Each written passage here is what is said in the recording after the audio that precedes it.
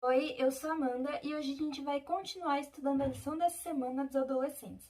Essa semana a gente está na lição 5, título Armadilha, e agora eu vou ler o texto-chave.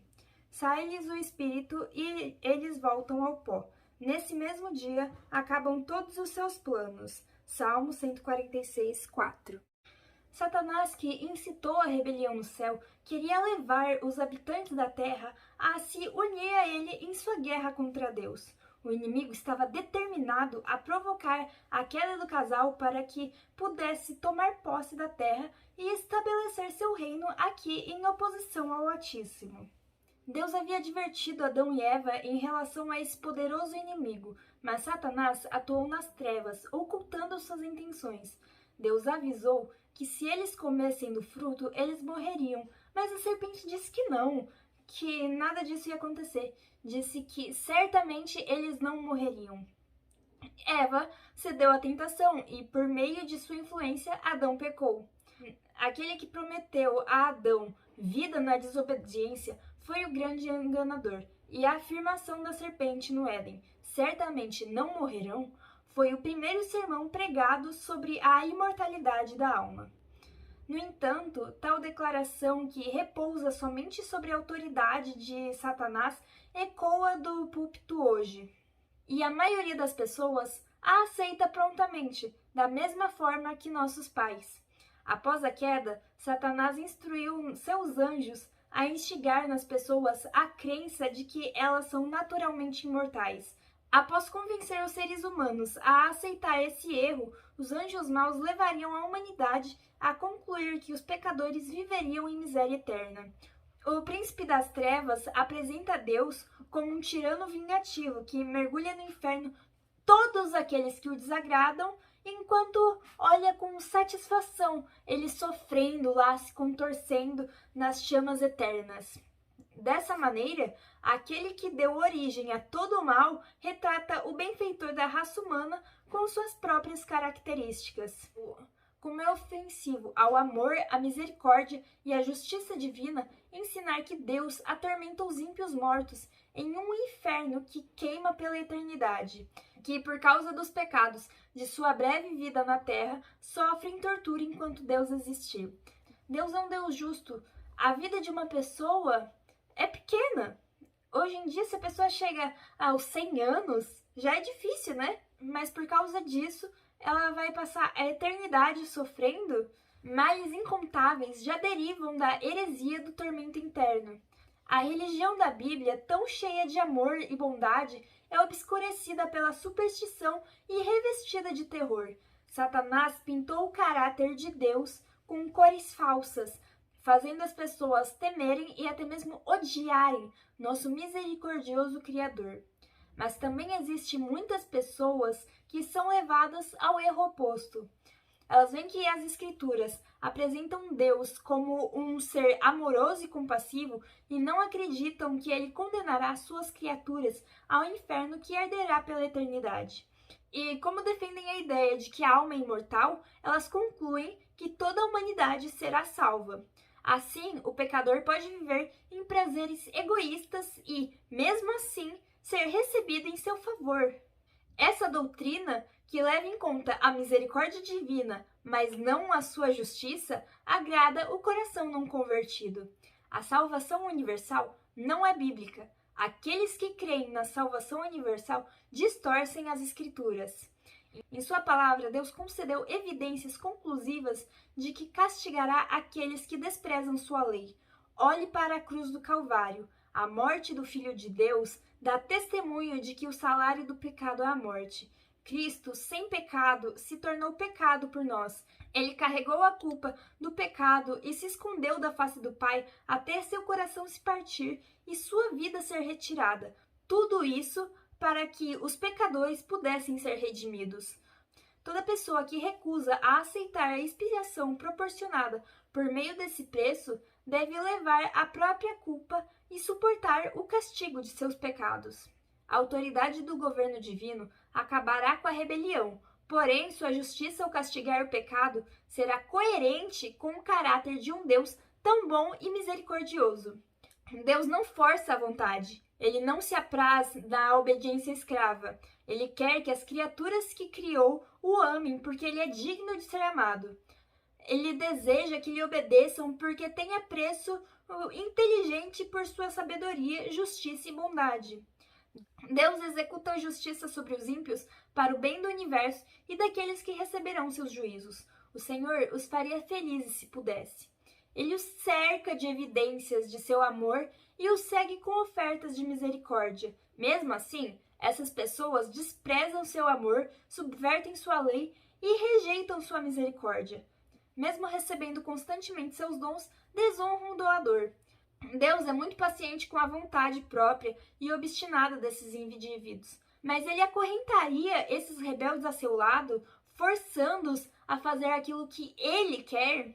Aqueles que escolheram Satanás como líder não estão preparados para entrar na presença de Deus. Orgulho, engano, imoralidade e crueldade se tornaram traços estabelecidos em seu caráter. Como podem entrar no céu para viver eternamente com aqueles a quem odiaram na terra? Que alegria o céu poderia oferecer para aqueles que vivem tão concentrados em interesses egoístas? Uma vida de rebelião contra Deus os tornou despreparados para o céu. A pureza e a paz da morada celestial seriam uma tortura para eles. A glória de Deus seria um fogo consumidor. Ansiariam por fugir daquele lugar santo e aceitariam a destruição de bom grado, apenas para fugir da face daquele que morreu para redimi-los. É a própria escolha dos ímpios que decide seu destino. Eles se excluem voluntariamente do céu e Deus é justo e misericordioso para ratificar a escolha dessas pessoas.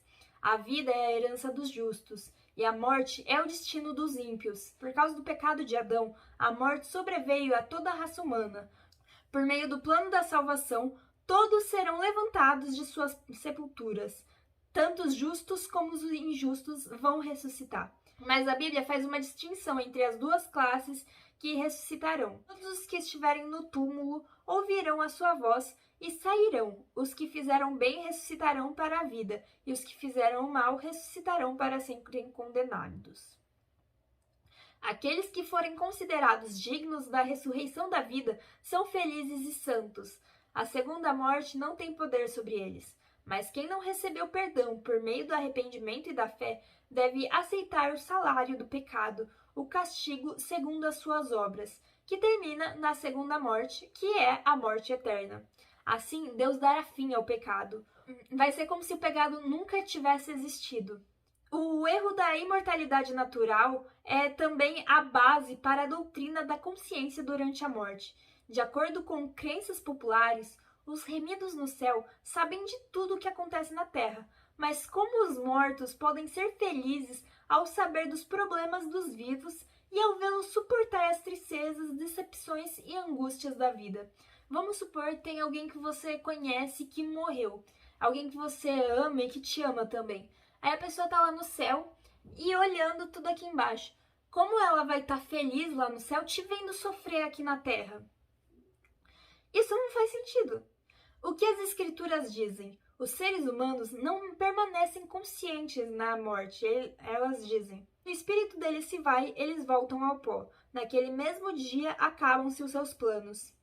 Se os mortos já estão desfrutando o céu ou gemendo nas chamas do inferno, qual é a necessidade de um juízo futuro?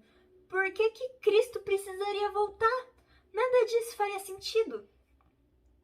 A teoria de que a alma é imortal foi uma das falsas doutrinas que Roma extraiu do paganismo. A Bíblia ensina que os mortos dormem até a ressurreição, que primeiro acontece a ressurreição dos justos, quando Jesus volta, e mais pra frente acontece a ressurreição dos ímpios, né? Mas sobre isso das pessoas estarem conscientes durante a morte. Muitas pessoas acreditam que os espíritos dos mortos são espíritos ministradores enviados para servir aqueles que hão de herdar a salvação. A crença de que os espíritos dos mortos voltam para ajudar os vivos preparou o caminho para o espiritismo moderno.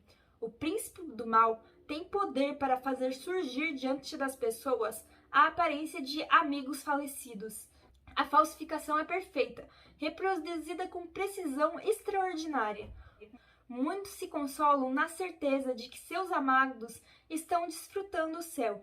Sem suspeitar do perigo, elas abrem a vida para espíritos enganadores e doutrinas de demônios.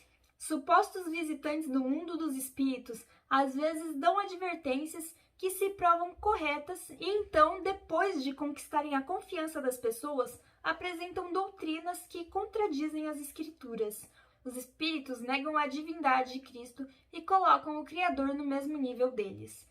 Muitos creem que o espiritismo não passa de fraude humana, e aí quando eles se deparam face a face com acontecimentos que não conseguem explicar de nenhuma outra maneira, além de um evento sobrenatural, eles são enganados e os aceitam como se fosse o grande poder de Deus. Não se trata da predição de meros truques. As pessoas são enganadas pelos milagres que os agentes de Satanás realizam de fato, não os que apenas fingem fazer. Não é apenas enganação humana. Satanás tem poder e ele usa esse poder para nos enganar. Deus proibiu toda suposta comunicação com espíritos de pessoas mortas. A Bíblia diz que os espíritos familiares, conforme são chamados esses visitantes dos outros mundos, são espíritos de demônios. Espíritos mentirosos personificam os apóstolos, fazendo-os contradizer o que escreveram enquanto estavam na terra. Satanás está fazendo o mundo crer que a Bíblia é ficção, um livro adequado para a infância da raça humana, mas obsoleto hoje. O Espiritismo tem adotado a aparência cristã, mas não pode negar nem esconder seus ensinos. Poucos têm uma compreensão adequada do poder enganador do Espiritismo. Muitos se envolvem por mera curiosidade. Eles ficariam aterrorizados diante do pensamento de ceder ao controle dos espíritos. Contudo, ousam entrar em um terreno proibido e o destruidor exerce seu poder sobre eles, contrariando-lhes a vontade. Muitas pessoas vão atrás disso por curiosidade, mas por curiosidade você acaba caindo no controle de Satanás. Se as pessoas estivessem dispostas a aceitar a verdade bíblica em relação à nossa natureza humana e ao estado dos mortos, elas enxergariam o poder e os prodígios de mentiras de Satanás no Espiritismo. No entanto, como elas fecham os olhos para a luz, Satanás coloca suas armadilhas para cercá-los. Os espíritos de demônios, que personificam parentes ou amigos, apelam às nossas mais ternas simpatias e realizam milagres. Devemos resistir a eles com a verdade bíblica de que os mortos nada sabem e quem aparece dessa maneira são espíritos de demônio. Por hoje é só, a gente se vê de novo amanhã. Dá um like nesse vídeo, compartilhe para todo mundo, ativa o sininho pra gente estudar lição junto todo dia e tchau, até amanhã, um beijo.